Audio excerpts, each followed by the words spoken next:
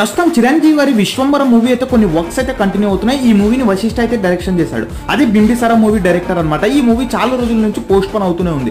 Already ఈ movie జనవరిలోనే release కావాల్సి ఉంది, కొన్ని కారణాల వల్ల పోస్ట్ పోన్ అయితే అయింది. అయితే ఈ మూవీకి కీరవాణి గారు అయితే ట్యూన్ అందించారు.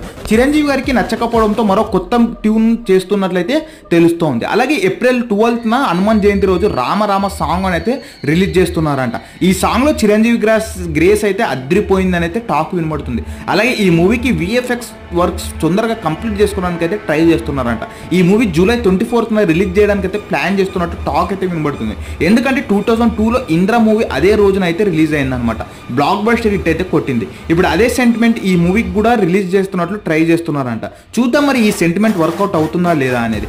మూవీ కూడా చాలా బాగుంటుందని అయితే ఇన్నర్ టాక్ అయితే వినబడుతుంది. చూద్దాం మరి మూవీ రిలీజ్ అయ్యాక ఆడియన్స్ ని ఏ విధంగా ఆకట్టుకుంటుందో. మరి ఇలాంటి అప్డేట్స్ మరిన్ని రివ్యూస్ కోసం మన ఛానల్ని స్టే ట్యూన్ అయ్యండి.